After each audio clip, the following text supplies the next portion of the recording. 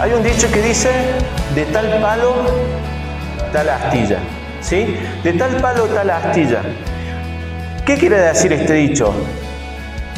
¿Alguien sabe qué quiere decir este dicho? De tal palo, tal astilla. Exactamente. De tal padre, tal hijo. Y la definición que encontré sobre este refrán muy popular es que alude a la semejanza de acciones, de caracteres o de costumbres entre padres e hijos, como algunos gritaron por ahí, ¿no? De tal palo, tal astilla. Así como es el padre, es el hijo.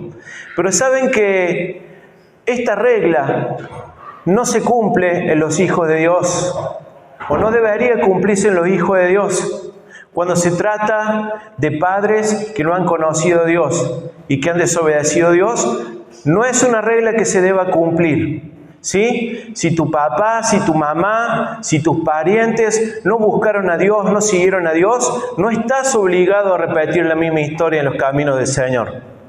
Pero hoy quiero contarles la historia de un jovencito, de un rey muy jovencito que reinó en Judá a los 25 años, cuyo nombre era Ezequías. ¿Cuántos recuerdan a Ezequías? Ezequías decidió cambiar la historia de su vida, la historia de su familia y la historia de una nación entera. Esto fue lo que Ezequías decidió hacer desde el momento en que dijo: este refrán en mi vida no se puede cumplir. Yo no voy a ser igual a mi padre, no voy a ser igual a mis antepasados. Yo voy a hacer lo que el Señor quiere que sea. Esta historia se encuentra en 2 Crónicas, los capítulos del 28 al 32. Y no vamos a leer todos estos capítulos en esta noche. Así que yo le voy a resumir la historia y sí vamos a leer algunos fragmentos. Pero antes de hablar de Ezequías y cómo él decidió cambiar la historia de su vida, vamos a conocer quién fue el padre de Ezequías. En 2 Crónicas, capítulo 28, habla del papá de Ezequías que se llamó Acaz. Y dice, de 20 años era Acaz cuando comenzó a reinar, y 16 años reinó en Jerusalén, mas no hizo lo recto ante los ojos de Jehová como David su padre. Antes anduvo en los caminos de los reyes de Israel, y además hizo imágenes fundidas a los Baales. Quemó también incienso en el valle de los hijos de Hinnom. E hizo pasar sus hijos por fuego, conforme a las abominaciones de las naciones que Jehová había arrojado de la presencia de los hijos de Israel. Asimismo sacrificó y quemó incienso en los lugares altos, en los collados y debajo de todo árbol frondoso. Acá resume la palabra de Dios, la vida y el concepto de Dios sobre Acaz.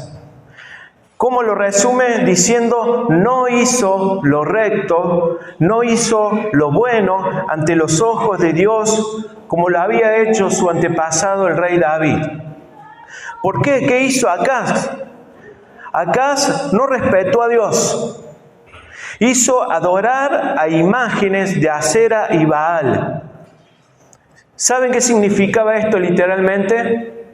Altares a dioses, donde el culto principal para adorar a estos dioses, así como nosotros hoy cantamos canciones, leemos la Biblia, meditamos en la palabra de Dios, donde el culto principal era la prostitución y era la depravación sexual. Cualquier tipo de práctica totalmente deformada, totalmente morbosa, se hacía en la adoración a estos ídolos.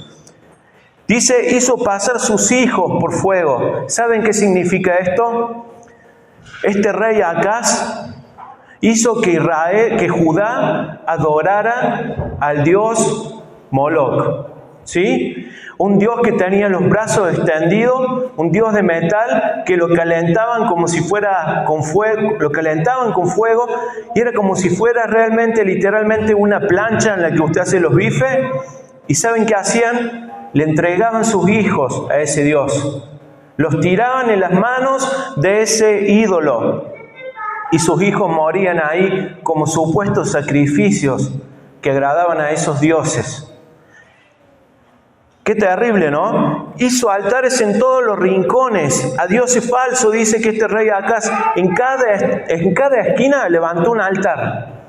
En cada esquina agarraba este rey y donde había un árbol frondoso, ofrecía incienso, ofrecía ofrendas, adoración a estos dioses, que no son nada más y nada menos que el mismo diablo y que demonios. Dice que quemó incienso debajo de todo árbol frondoso en los lugares altos. Y lo peor que hizo este rey fue que cerró las puertas del templo donde se adoraba al Dios verdadero, donde se adoraba al Señor. Cerró la puerta del templo. Y esto significó para Israel que desde ese mismo momento comenzara una decadencia moral, una decadencia espiritual tremenda. De hecho, en ese tiempo, el único lugar donde se adoraba a Dios era en el templo. El único lugar donde Dios se manifestaba era en el templo. El único lugar donde uno podía ir y arrepentirse de sus pecados y ofrecer una ofrenda para que el Señor te perdone tus pecados era en el templo. Y este rey cerró las puertas del templo y agarró todos los utensilios que eran sagrados allí en el templo y los destruyó. Y fomentó la hechicería, la brujería y la adoración a las estrellas. Esto hizo este rey en Judá. Y por la desobediencia y la rebeldía de Acaz, Judá fue conquistada por el rey de Siria. ¿Y saben qué hicieron con sus mujeres y sus hijos? Los llevaron a esclavos. Los llevaron a esclavos. Y dice que en un solo día el rey de Israel los atacó, mató a un montón de gente y también se llevó cautivo a sus esposas y a sus hijos. Si ustedes saben un poquito de la historia de Israel, en ese tiempo Israel estaba dividido en dos reinos, el reino del norte y el reino del sur. Arriba Israel y abajo Judá. Aún entre hermanos, entre compatriotas, ¿sí? Se atacaron y Dios también le molestó esto, lo que había hecho Israel con sus hermanos en Judá. Pero la desobediencia siempre trae maldición. La desobediencia de los principios de Dios siempre nos aleja de Dios. Siempre trae malas consecuencias a nuestra vida. Y siempre terminamos esclavizados al diablo. Terminamos esclavizados, así como esta gente, a vicios, con ataduras espirituales, maldiciones que nos persiguen, falta de paz, odio, rencor y un montón de cosas que trae la desobediencia a Dios y que el diablo nos esclaviza. Ahora, este fue el padre de Ezequías, pero ¿quién fue Ezequías? Dijimos que fue un jovencito que quiso cambiar la historia de su familia. La sociedad en que creció Ezequías fue parecida a la nuestra. Prostitución, pornografía, idolatría, abortos. No lo abortaban como hoy, pero los tiraban en el fuego a los hijos. ¿Sí? Pero es el mismo principio que usa Satanás hoy en día en nuestra sociedad para destruir la vida de las personas. Sin embargo, Ezequías dijo, no, yo no voy a ser como fue mi papá. Yo no voy a seguir el mismo camino que siguieron mis antepasados. Sino que dice 2 Reyes 18, hizo lo recto ante los ojos de Jehová conforme a todas las cosas que había hecho David su padre. En Jehová Dios de Israel puso su esperanza. Ni después ni antes de él hubo otro como él en todos los reyes de Judá. Porque siguió Jehová y no se apartó de él, sino que guardó los mandamientos que Jehová prescribió a Moisés. Y Jehová estaba con él y a donde quiera que salía prosperaba. Él se rebeló contra el rey de Asiria y no le sirvió. ¿Qué hizo Ezequías? Inmediatamente asumió como rey. Hizo purificar el templo. ¿Se acuerdan que el padre lo había cerrado el templo? Había cerrado sus puertas. Esto también implicaba que ya no se adoraba a Dios. Entonces lo primero que hizo fue, abrió el templo, hizo sacar, dice, todas las porquerías que había metido su padre allá adentro. Tuvieron días y días para limpiar ese lugar. Reparó las puertas del templo. Trajo a los levitas y a los sacerdotes para que comenzaran a adorar a Dios, para que comenzaran de nuevo las alabanzas a Dios, para que comenzaran de nuevo los sacrificios por el perdón de pecado. Hizo derribar todos los altares a los dioses falsos que su padre había levantado por todo el país y destruyó las imágenes de Acera y Baal que su padre había levantado para que adoren. Hizo volver el pueblo hacia Dios. Hizo festejar la Pascua nuevamente. Y no solamente se quedó con los de Judá, sino que mandó a decirle a los del reino del norte: vengan, arrepiéntanse de sus pecados y volvamos a adorar a Dios. Porque todas estas calamidades que nos vinieron es porque nos hemos alejado de Dios. Y aún los de Israel se le burlaron y no quisieron acercarse a Dios, solo unos pocos. Por esta razón dice la palabra que Dios lo prosperó en gran manera. Al punto que si ustedes siguen leyendo la historia de este rey Ezequías, una vez cayó gravemente enfermo. Y él oró a Dios, le dijo: Dios, yo te he servido. Dios, yo hice lo que a vos te agradaba. Volví a hacer que tu pueblo te adorara, que el templo funcionara. Ten misericordia de mí. Y dice que inmediatamente el Señor le respondió. Y a través del profeta Isaías le dijo: te voy a añadir 15 años más de vida. Te voy a añadir 15 años más de vida. Y se atrevió a pedir una señal. Y le dijo: ¿cómo voy a saber si voy a ser sanado realmente? ¿Y saben el milagro que Dios hizo? Dice la Biblia que Dios hizo retroceder el tiempo atrás. En aquel tiempo no había relojes como lo de ahora. No podías poner el cronómetro de nuevo en cero. No podías volver las agujitas del reloj para atrás. Tenían un reloj solar. Y usted imagínense ver cómo la sombra se volvía para atrás. Qué increíble, ¿no? ¿Cómo habrá amado Dios a este rey Ezequías que aún hizo este milagro tremendo? Dice, este pasaje termina diciendo: él se rebeló contra el rey de Asiria y no le sirvió. Dios lo libró del rey de Asiria. Dice: después de semejante muestra de fidelidad por parte de Ezequías a Dios, ¿sí?, Sennacherib, rey de Asiria, marchó contra Judá y sitió la ciudad fortificada, dispuesto a conquistarla. Cuando Ezequías se enteró de que Sennacherib se dirigía también hacia Jerusalén con el propósito de atacarla, se reunió con sus jefes civiles y militares y le propuso cegar los manantiales que había fuera de la ciudad. Y ellos lo apoyaron. Entonces se juntó mucha gente. Y entre todos cegaron, o sea, taparon los pozos, ¿sí?, desviaron un río que atravesaba la región, pues no querían que al llegar los reyes de Asiria encontraran agua para tomar. Sí, era una estrategia militar. Pero ¿saben lo que pasó? Se vieron sitiados. Se encerraron dentro de la ciudad. Ezequías mandó a que se fortificaran algunas murallas, preparó a sus soldados. Pero dice, luego de reparar las murallas y alistar a su ejército, Ezequías dijo al pueblo lo siguiente: cobren ánimo y ármense de valor, no se asusten ni se acobarden ante el rey de Asiria y su número de ejército, porque nosotros contamos con alguien que es más poderoso. Él se apoya en la fuerza humana, mientras nosotros contamos con el Señor nuestro Dios, quien nos brinda su ayuda y pelea nuestras batallas.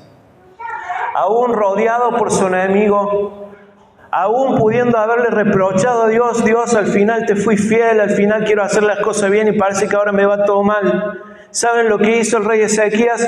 Alentó al pueblo y le dijo: nosotros tenemos un Dios que es más poderoso. Él podrá venir con miles y miles de soldados. Pero nosotros tenemos, como cantábamos, a nuestro capitán que es Cristo. Amén.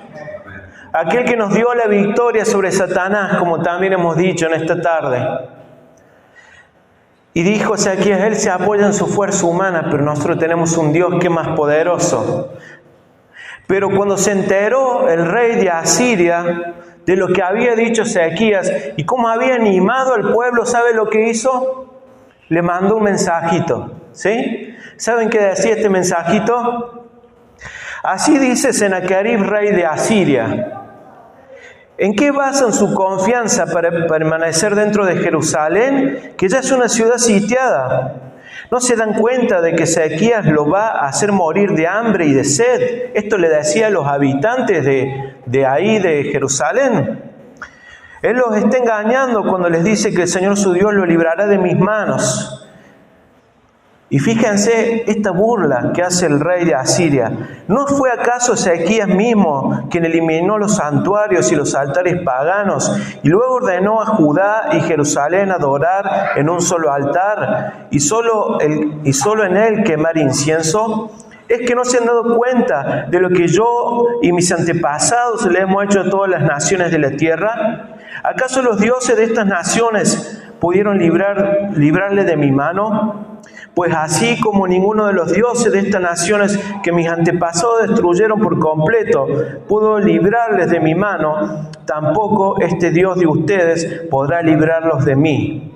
No se dejen engañar ni seducir por Ezequías. No le crean. Si ningún Dios de esas naciones y reinos pudo librarlos de mi poder y del poder de mis antepasados, mucho menos el Dios de ustedes podrá librarlos a ustedes de mi mano. ¿Sí? Este fue el mensajito que le mandó el rey de Asiria a aquella gente. Se le burló y le dijo, mirá, primero, no hay Dios que me pueda vencer a mí. Todos los dioses de las otras naciones no tuvieron poder para vencerme. Aparte, no se olviden que Ezequías sacó todos los altares a los dioses. ¿A quién lo va a defender ahora ustedes? ¿Quién lo va a defender? Y encima le dijo que su Dios es poderoso y que lo adoren solamente Él. ¿Ustedes se creen que Dios los puede ayudar y defender? Están equivocados, le dijo el rey. Y estas son las mismas palabras que Satanás nos dice una vez que decidimos restaurar nuestra comunión con Dios y una vez que decidimos entregarle nuestras familias al Señor. ¿Cuántos de ustedes decidieron cambiar la historia de su familia y decir, hasta acá llegó la historia de mi vida? Mi abuelo era borracho, mi tío era ladrón, yo era adicto, y podemos nombrar un montón de cosas, pero hasta acá se corta esa herencia que viene de mis antepasados y Dios hace una nueva criatura en mí. Y Dios comienza una nueva historia en mí. ¿Saben que cuando ustedes dicen eso, al diablo no le gusta? Y cuando ustedes vienen acá y cantan, no hay armas que nos puedan derrotar, el diablo se ríe. Y dice, ¿acaso Dios los librará de mí? ¿Acaso vos vas a aguantar un día sin hacer eso que a lo que estás esclavizado? ¿Acaso realmente la paz va a volver a tu casa? ¿Acaso tus hijos se van a acercar a Dios? ¿Acaso va a cambiar realmente? ¿Vos te pensás que Dios te va a ayudar? ¿Vos te crees que por adorar a Dios tu vida va a ser diferente? Eso te dice el diablo. Es la misma voz de este rey, tratando de desanimarnos y de hacernos creer que ya Dios no puede hacer más nada con nosotros. Pero no debemos creerle a Satanás, porque la batalla ya está ganada por el Señor. Amén. Dios es el que pelea por nosotros. Dios es el que pelea por nosotros. Y cuando el diablo viene a decirte esta mentira, fíjense lo que pasó. Por ese motivo el rey Ezequías, después que le dijo todo esto, el rey de Asiria, dice, el rey Ezequías y el profeta Isaías, hijo de Amós, clamaron al cielo en oración. Entonces el Señor envió un ángel para que exterminara a todos los soldados y a los jefes y capitanes del campamento del rey de Asiria. Y este tuvo que volver avergonzado a su país. Al entrar en el templo de su Dios, sus propios hijos lo asesinaron. ¿A dónde estaba el poder y la autoridad de este rey? ¿A dónde quedó la burla hacia Dios? Ahí quedó demostrado que Dios es más poderoso. Es más poderoso que cualquier persona que te pueda querer hacer daño. Es más poderoso que Satanás, que quiera destruir tus hijos, tu casa, aún tu economía, aún que quiera hacer que no tengas paz, que no puedas dormir de noche. El Señor es mucho más poderoso y es capaz de exterminar al diablo así, de un plumazo. Dice que el rey volvió avergonzado a su país. Este rey volvió avergonzado a su país. Y encima sus propios hijos los mataron en el templo. ¿A dónde quedaron las palabras de este rey? Hoy nosotros podemos ser un Ezequías en nuestra familia. Amén. Hoy nosotros podemos cambiar la historia de nuestra familia. No volver a repetir los mismos errores, los mismos pecados. Si nuestros padres se separaron, nosotros no tenemos por qué separarnos. No tenemos por qué nuevamente hacer sufrir a nuestros hijos con lo mismo que nos hicieron sufrir a nosotros. Hoy podemos cambiar la historia de nuestra casa y la historia de nuestra vida. Hoy nosotros somos, en aquel tiempo el templo era físico. Y el templo que cerró el padre de Ezequías era físico. Y el templo que abrió Ezequías era físico. Pero hoy dice la palabra de Dios que nosotros somos el templo del Espíritu Santo. Nosotros somos la morada de Dios. El Señor habita en nuestros corazones. Y hoy nosotros debemos y podemos purificar ese templo y comenzar a sacar toda la basura que había en ese lugar. Toda la adoración a dioses falsos. Todas las cosas que venimos acumulando de años, la amargura, la tristeza, lo podemos sacar de este templo. Lo podemos decir al Señor que lo saque, que lo borre. Y nosotros debemos restaurar la adoración que había cesado en nuestras vidas y en nuestras familias. Y la adoración no habla solamente de venir y cantar una canción con una guitarrita, no. Adorar a Dios implica entregar nuestros corazones a Él todos los días, diciéndole, Señor, este soy yo, a mí me gusta hacer esto. Y la adoración hoy implica rendirnos delante de Dios y decirle, Señor, acá estoy con mi problema, acá estoy con mi vida, acá estoy con mis pecados, te los entrego a vos para que me cambies, para que comiences a cambiar esta historia en mi vida. Debemos restaurar nuestra vida de adoración personal y en nuestras casas. Y debemos dejar todas esas prácticas pecaminosas que aún eran costumbres diarias en nuestras vidas, aún de nuestros antepasados. Y podemos decir, mi casa y yo serviremos a Jehová. Amén. Se puede cambiar la historia de nuestras vidas. Se puede cambiar la historia de nuestras familias. Dios tiene poder para hacerlo. El diablo ya está derrotado. Pero depende de que nosotros en esta tarde nos levantemos como Ezequiel y digamos, hasta acá llegó. Hasta acá llegó. De ahora en adelante yo voy a servir al Señor. De ahora en adelante mis hijos van a servir al Señor. De ahora en adelante voy a vivir la vida que el Señor quiere.